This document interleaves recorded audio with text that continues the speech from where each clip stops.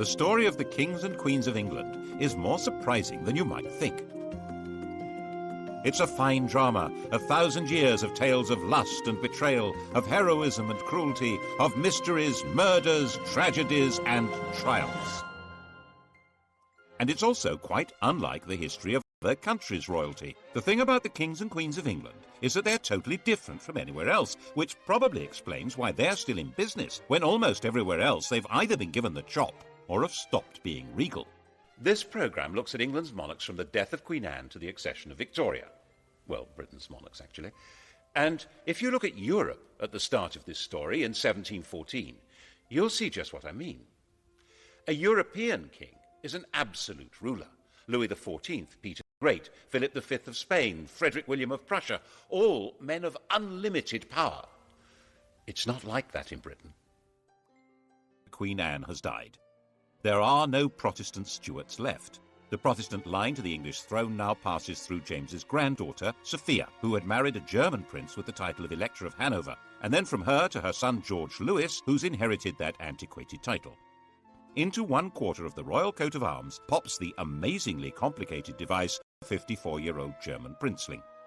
And when he comes to England for his coronation, he knows perfectly well that he's not going to be anything like those other rulers. He will be almost powerless.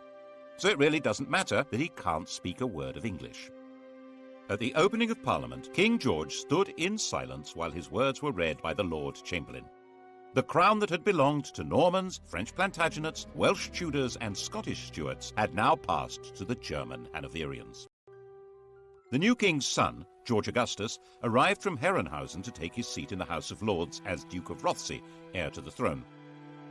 Before leaving Germany, he proudly declared, "I have not a drop of blood in my veins which is not English."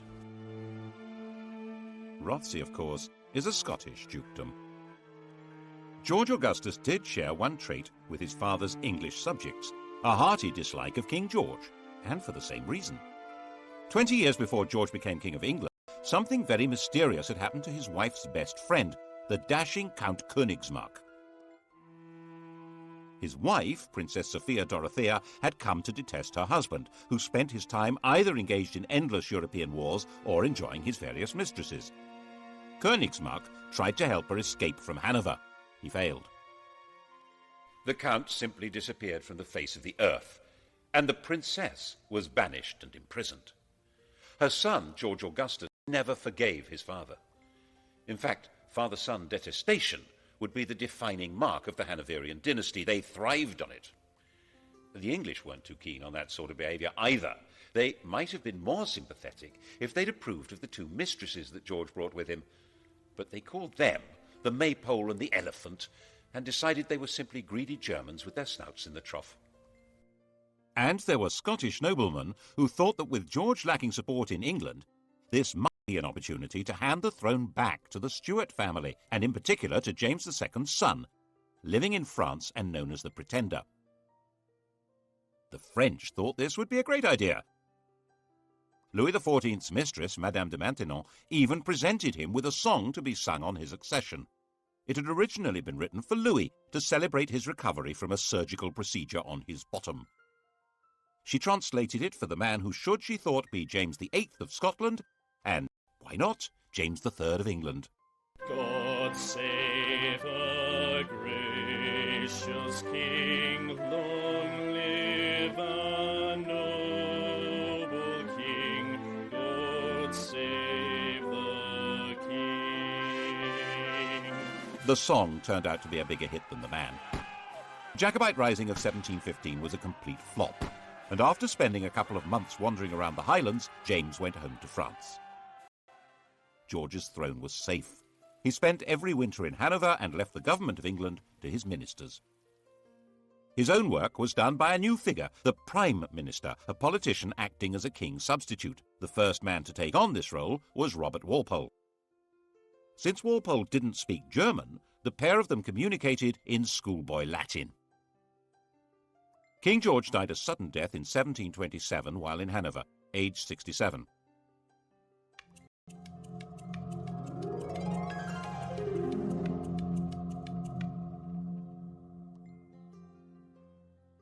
His son was living in Richmond, forbidden by the old man to take any part in court life or even to see his own children. When Walpole came with the news of his father's death, George II appears to have regarded it as a wind-up. "That is one big lie." But the outcast prince was indeed now George II, by the grace of God, King of Great Britain, France and Ireland, Defender of the Faith, Elector of Hanover, Duke of Brunswick-Lüneburg and Duke of Celle. When he'd been convinced, he came here to Leicester Square. At the time it was Leicester House, where he'd been running his own court. And here he was attended by the Archbishop of Canterbury, who formally presented the most powerful documents in the world.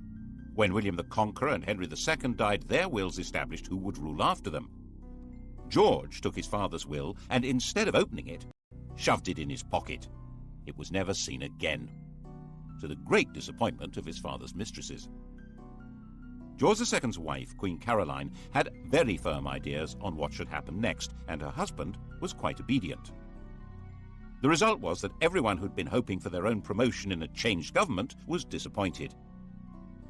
Walpole remained Prime Minister. He'd promised her that she would get a personal grant of £100,000 a year, double the offer his opposition came up with, and very little actually changed at all. That included the traditional hostility between anyone called King George and his son. The son in question was now, of course, the son of George II, Prince Frederick. According to Queen Caroline, he was the greatest ass, the greatest liar, the greatest canaille, and the greatest beast in the whole world, and we heartily wish he was out of it. She would have said it in German. George agreed with the Queen and refused to allow Frederick to marry Princess Wilhelmina of Prussia on the entirely sensible grounds that I did not think that engrafting my half-witted coxcomb upon a mad woman would improve the breed. Prince Frederick's view of his father was, by contrast, quite balanced and objective. He's an obstinate, self-indulgent, miserly martinet with an insatiable sexual appetite. Obstinate? Yes. Self-indulgent? A fair point. Miserly? Well, he had slashed Frederick's allowance to make him less of a social rival. Martinet? Well, certainly a man of relentless and determined regular routine. And the sexual appetite? We assumed that as his right. For instance, he began seriously lusting after the beautiful young wife of the Count of Volmoden when he met her in Hanover in 1735, and he told the Queen that, "You must love the Volmoden, for she loves me." The popular view of the king was that he was a randy buffoon. He seems to have been flattered by the jokes about his sexual efforts. As his father had once done, Frederick ran his own alternative court, which was far more popular than the king's. King George II didn't like that. Mein Gott, popularity always makes me sick, but this makes me vomit. The pair of them even patronized rival operatic outfits. The king and his entourage went to see Handel at the Haymarket. Handel had written George's coronation anthems. His music was grand and glorious, altogether suitable for magnifying the greatness of a self-important royal personage.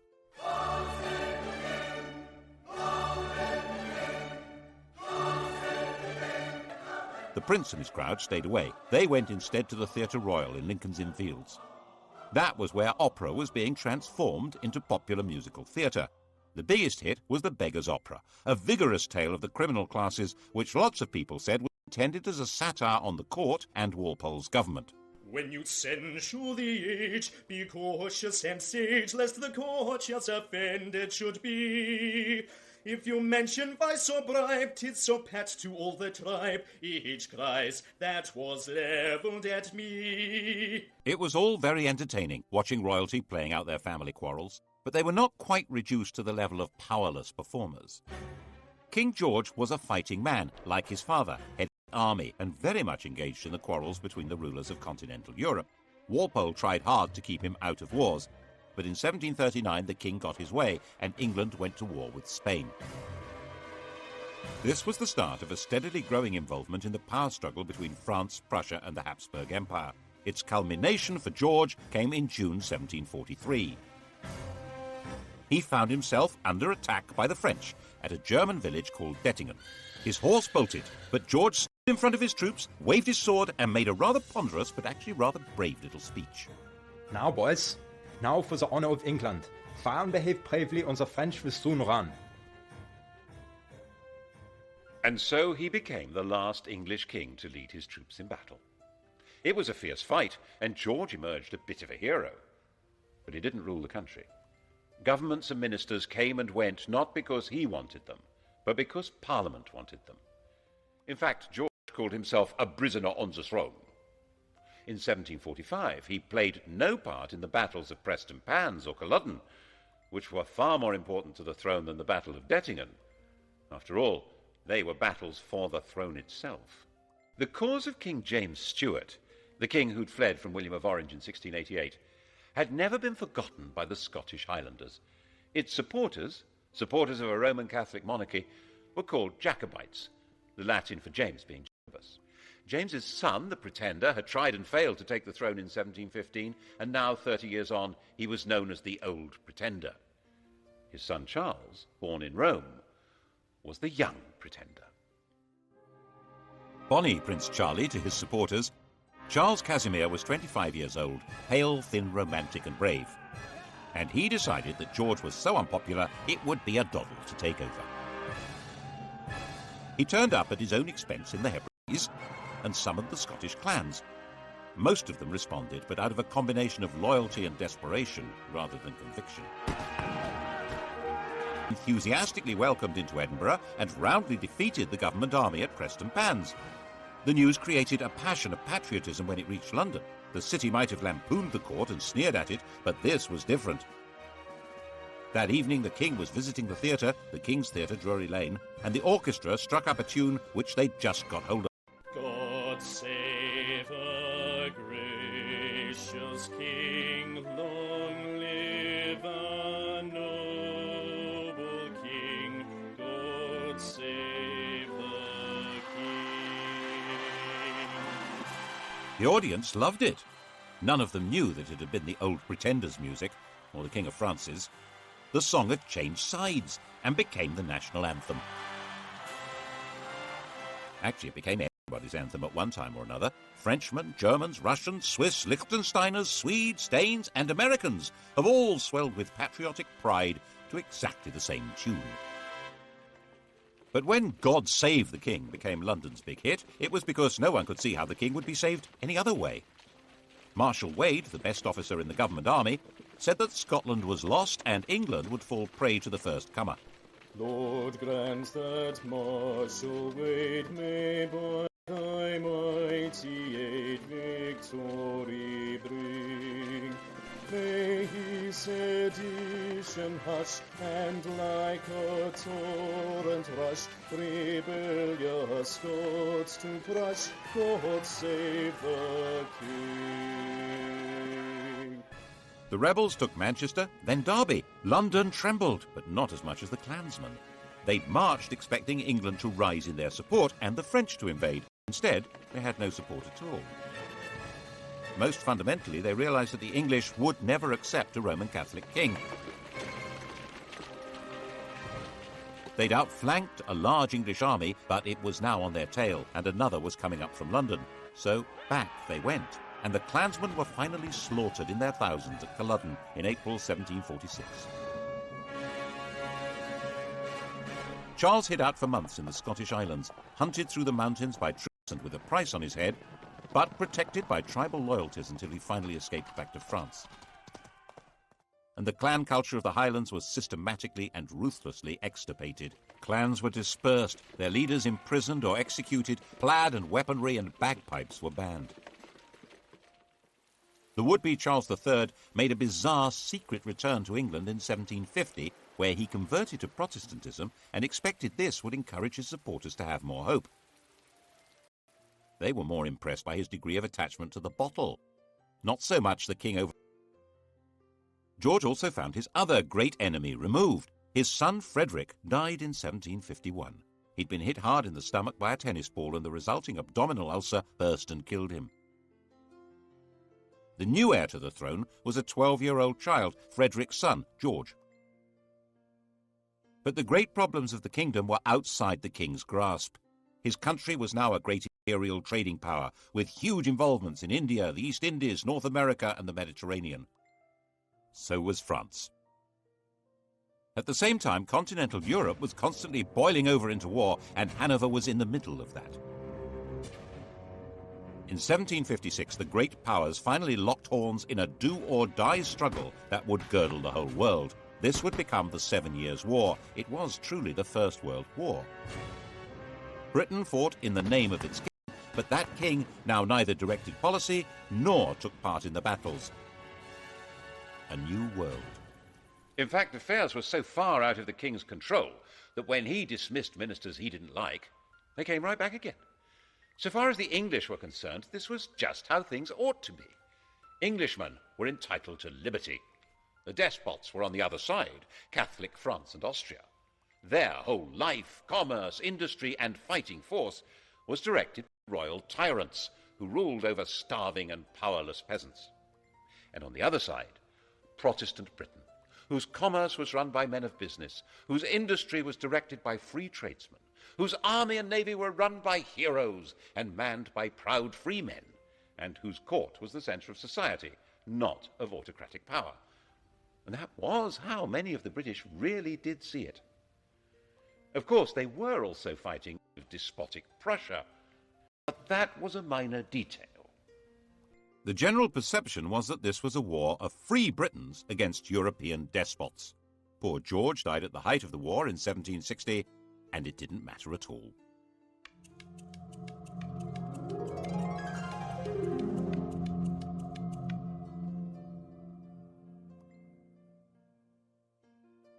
His grandson, now George III, was 22 years old. He had been brought up by his mother, a German princess, in her imitation of the very deferential court of Hanover. He learned the European idea of what a king should be, an enlightened despot whose power was absolute and was to be used for the benefit of mankind. This was, of course, very far from the English notion of kingship, in which the king was the leading figure in society, but whose power was entirely controlled by Parliament. He immediately set to work as a bossy, quick-speaking man. He read widely. He was fascinated by machinery and agriculture. He was a man delighted by the agricultural and industrial revolutions, and he was determined to restore the crown to what he saw as its proper position, a position abandoned, in his view, by Georges I and II. Unlike them, he'd been born in England and spoke good English, even if his grasp of grammar was ropey, and he had no old or young pretender to challenge him. At the opening of his first parliament, he declared, "Born and educated in this country, I glory in the name of Britain." Parliament was controlled by one party, the Whigs, effectively an oligarchy of rich men who ran the country by a system of bribery, patronage, and nepotism. George felt that it was his job to improve matters.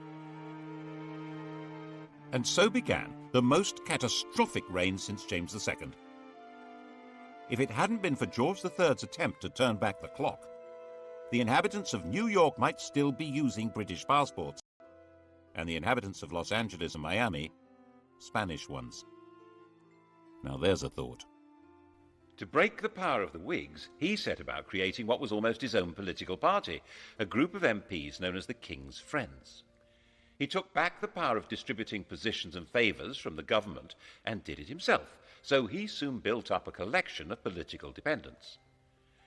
His first objective was to bring an end to the war. He didn't at all share the anti-French views of the Prime Minister, William Pitt. It took a lot of political manipulation, but in 1763, with Pitt removed from power, a peace treaty was signed.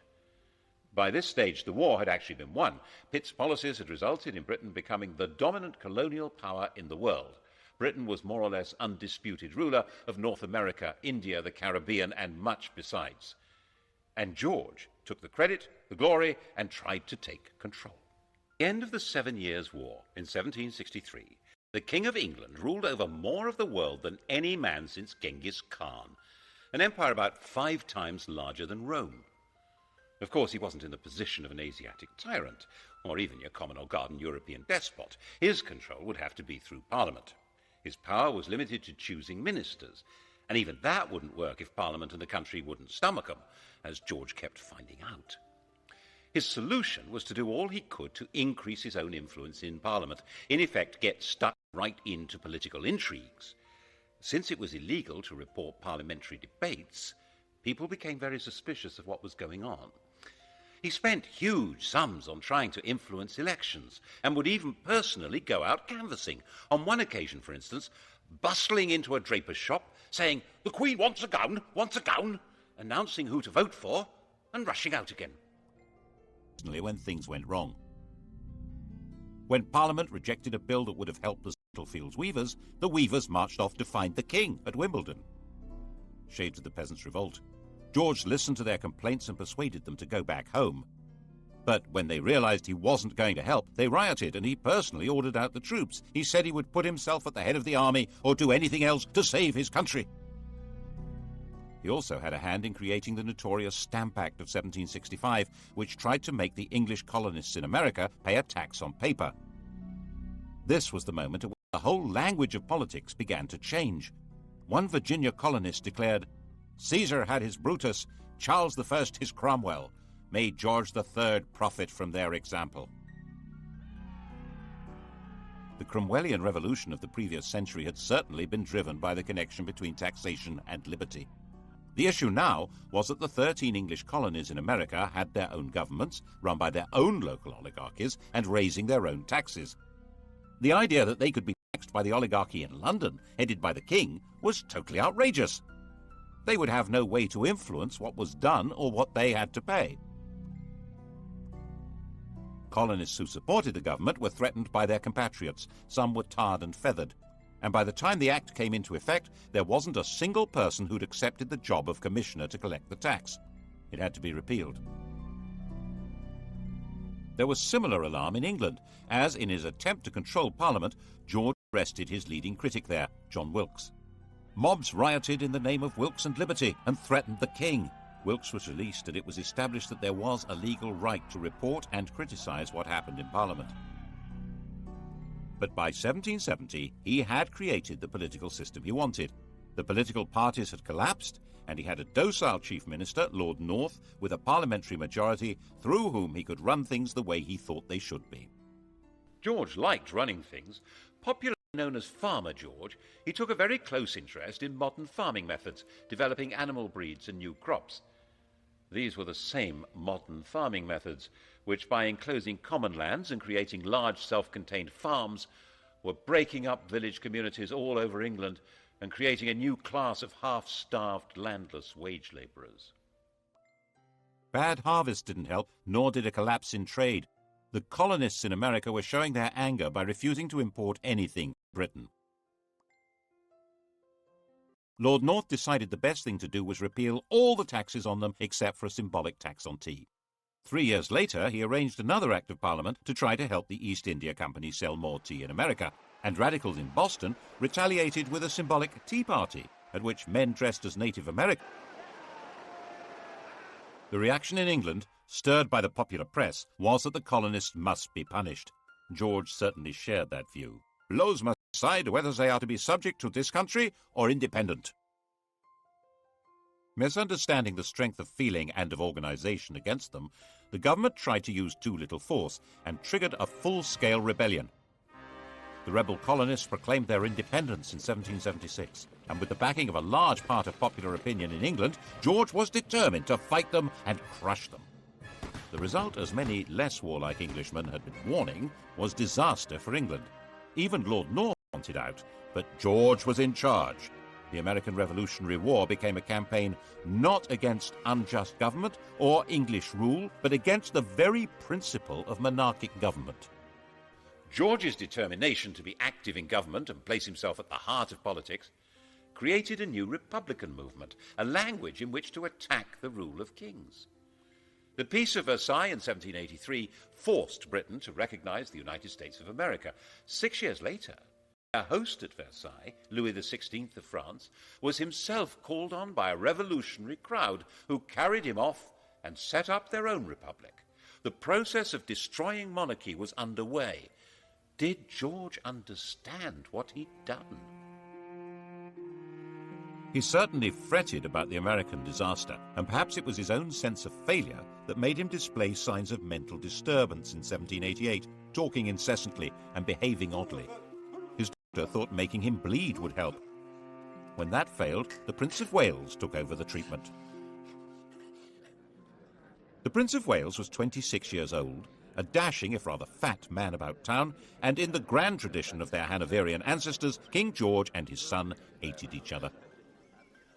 The prince lived in the house bought for his mother, the Duke of Buckingham's magnificent home near St James's Park. It was still called Buckingham House. He liked it so much he eventually built a rather dull palace for it. When he came of age, he'd set up his home in Clarence House, taken his seat in the House of Lords, and set about being a thorn in Daddy's flesh, partly by opposing his father's ministers and partly by his wildly extravagant social life, in the course of which he secretly married a glamorous widow, Mrs. Fitzherbert, after a passionate wooing process that included theatrically stabbing himself to safely produce as much blood as possible. The marriage was illegal. He wasn't allowed to wed without the king's consent. It was also significant that the lady was a Roman Catholic. In 1780, anti-Catholic rioters stirred up by Lord George Gordon had taken over London for a week. Eventually dispersed by troops on the king's orders, the Gordon Lord George. Prinny, as his friends called him, spent his time in gambling clubs, in the company of dandies like Beau Brummel, and put much energy into building the bizarre and spectacular pavilion in Brighton. That's where he was when he heard that the king was mentally ill, and he hurried off to Windsor to take over. 28 years old, he was going to be regent. When the king saw his son, he physically attacked him. He threw Prinny against a wall. The poor boy burst into tears. There was then a huge political battle over what powers the regent would be allowed to have. His own bunch of politicians led by Fox on one side and the king's led by Pitt on the other. Fox's supporters saw Pitt as a sort of fungus with as many arms as an octopus, growing on and taking over the royal dunghill. And the Prince of Wales brought in his own physician to treat the king or torture him.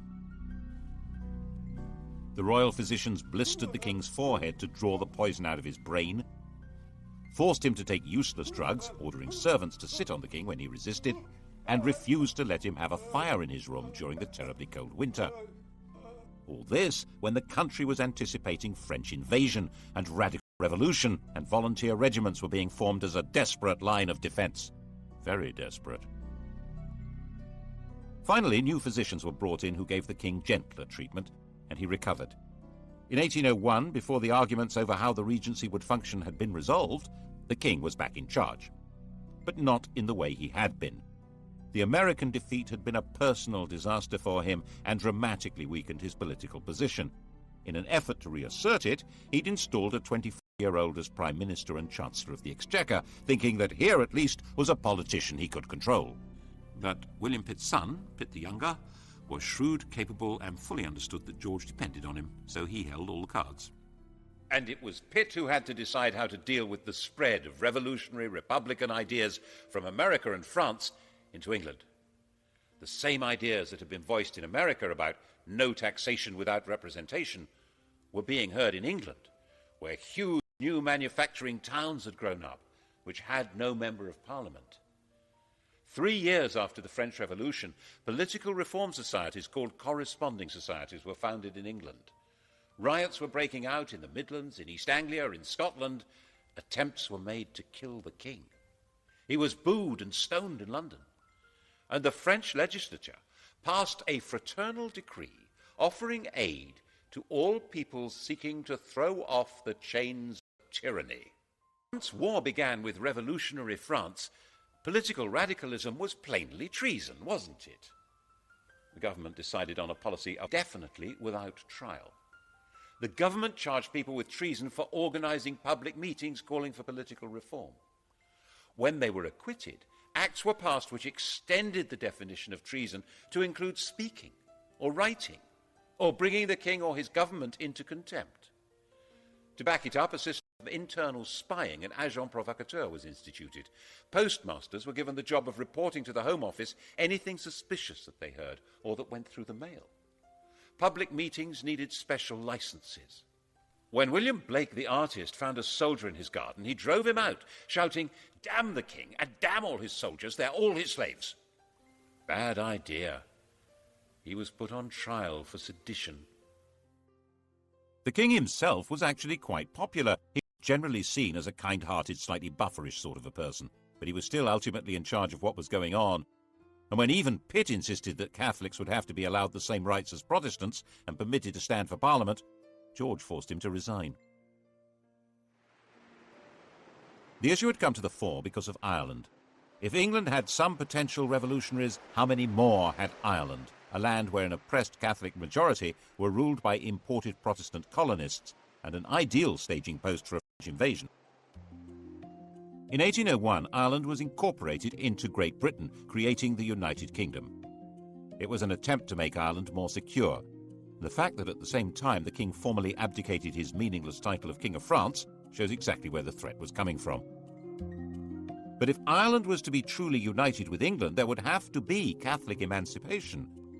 And King George wouldn't have it. Whatever might have happened could not have been worse than what did. Ireland still bleeds now. The shadow of George III lies over the history of the world more darkly than most people realize. As with the American disaster, it seems as though one part of his mind was determined to make him feel the full weight of his responsibility, and once more his mental state degenerated. He made a slow recovery, enough to sack his ministers in 1805 when they tried to lift the restrictions on Catholics becoming military officers. But he was becoming blind and infirm, and in 1810 his mind finally collapsed. No one's quite sure what was wrong with him, but a strain of hereditary insanity had run through the royal family ever since Henry V's marriage to Catherine de Valois. Blind and deaf, suffering from abdominal pains and dementia, his body lived on, but his reign was over. Prinny took over at last.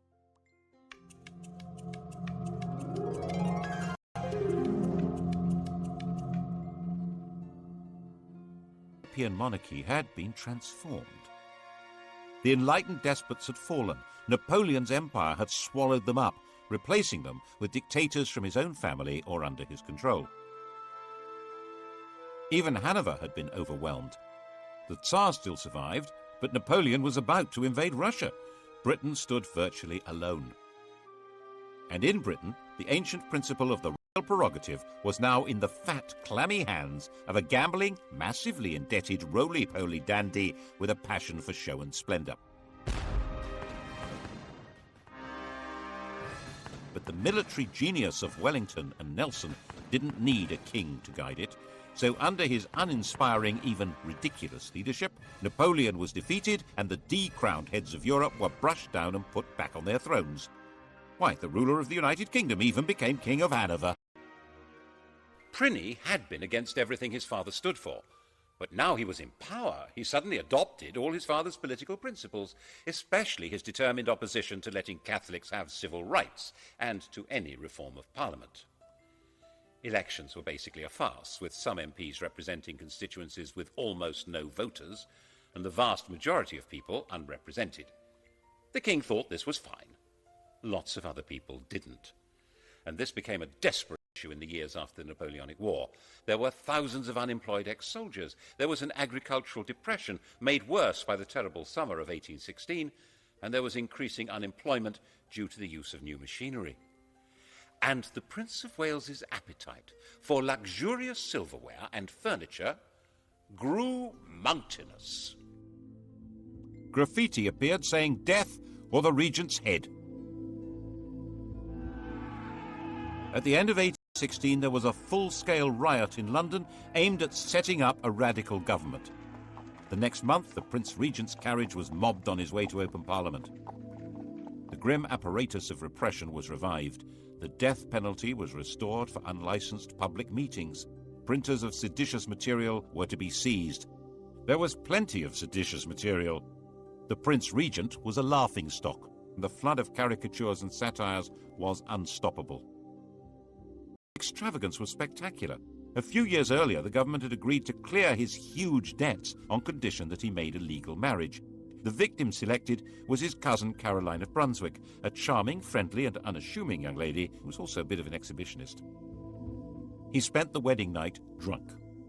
After 9 months to the day, Caroline gave birth to a daughter, but by then her husband had long abandoned her. He devoted himself to the pursuit of motherly mistresses and treated Caroline with a and the Brighton Pavilion made that declaration loud and clear. George III finally died in 1820, having notionally reigned for 60 years, the longest reign until Victoria. And he was 81, the longest life of any British ruler so far.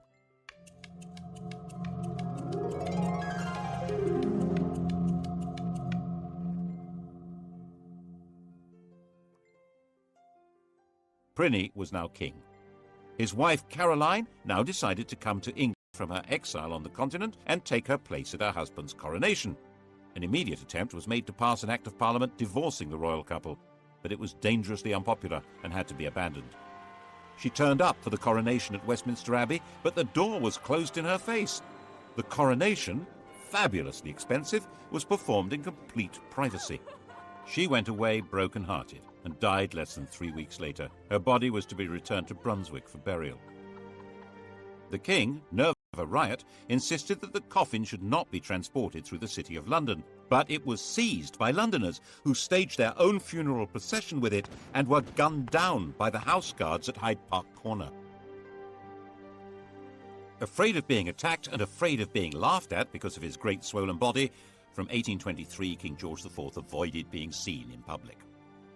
He even built a tunnel to allow him to get from his rooms in Brighton Pavilion to the riding school in private. And of course it was said ever since that it connected to his mistress's house. It became essential for the government to break the king's opposition to reform, especially with regard to Catholics, but he held the power of veto. The arguments went on hour after hour, day after day, with the king becoming more enraged and more ill, until finally he broke. By February of 1830, he was partially blind and raving, convinced that he'd commanded a division at Waterloo and ridden a winning race at Goodwood. And so he died. And they found 50 years of coats, boots and pantaloons, and countless bundles of women's love letters, of women's gloves, of locks of his many mistresses' hair. Why on earth did Britain need a king? What use was he to man or beast? Why in heaven's name wasn't there a revolution? The truth is, no one knows. Some historians think it was a result of Methodism becoming popular, diverting poorer people's energy from politics into religion. Some think it was patriotism in the age of empire, that king and country was a slogan that helped people pull together against Napoleon. But perhaps, given the riots, rebellions and mutinies, it was due more to the efficiency of the police state and the forcefulness of repression. And lurking at the back of people's minds was the distant memories, echoed and made more terrible by the vision of the guillotine in France. Always keep a hold of nurse, for fear of finding something worse.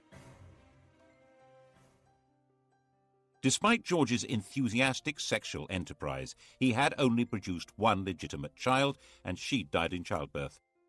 The heir to the throne was his brother William, who was 54.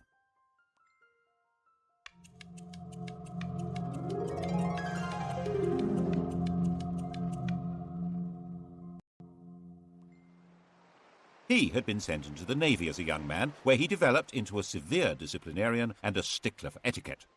After he left, he took an actress, Mrs. Jordan, as his mistress, had lots of illegitimate children, and was given to making tactless speeches with not much intelligence.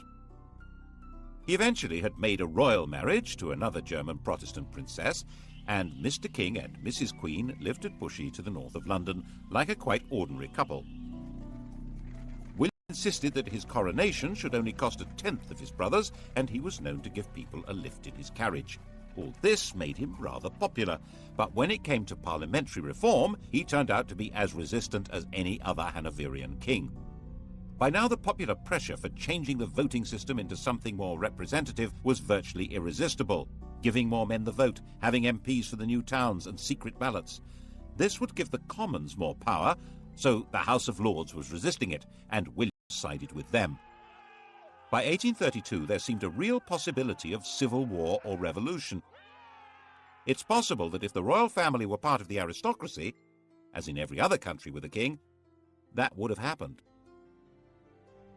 But the king and queen had their family roots in Germany, and there was no natural alliance between them and the great aristocratic families. William was weak and was forcefully persuaded to give way, and Britain was started on the road to democracy. After the Reform Bill of 1832, with no more rotten boroughs and greatly reduced scope for electoral corruption, it was no longer possible for the king to play politics inside Parliament to the same extent. The monarchy would now be forced back into its constitutional box, and it was no longer sufficiently dangerous to be worth the trouble of a revolution. When he died in 1837, William's legitimate children were already dead. The heir to the throne was the daughter of his brother Edward, a young girl of 18. She would make a demure and pretty little queen who could leave the business of running England to the professionals. Couldn't she?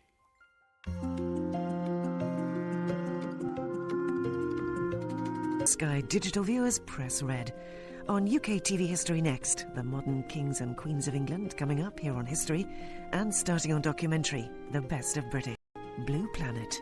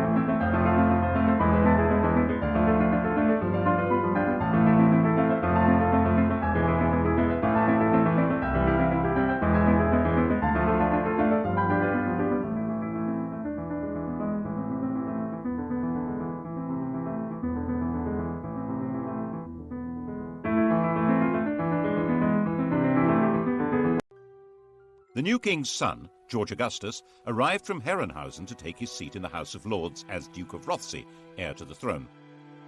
Before leaving Germany, he proudly declared, I have not a drop of blood in my veins which is not English. Rothesay, of course, is a Scottish dukedom. George Augustus did share one trait with his father's English subjects, a hearty dislike of King George, and for the same reason. 20 years before George became King of England, something very mysterious had happened to his wife's best friend, the dashing Count Königsmarck. His wife, Princess Sophia Dorothea, had come to detest her husband, who spent his time either engaged in endless European wars or enjoying his various mistresses.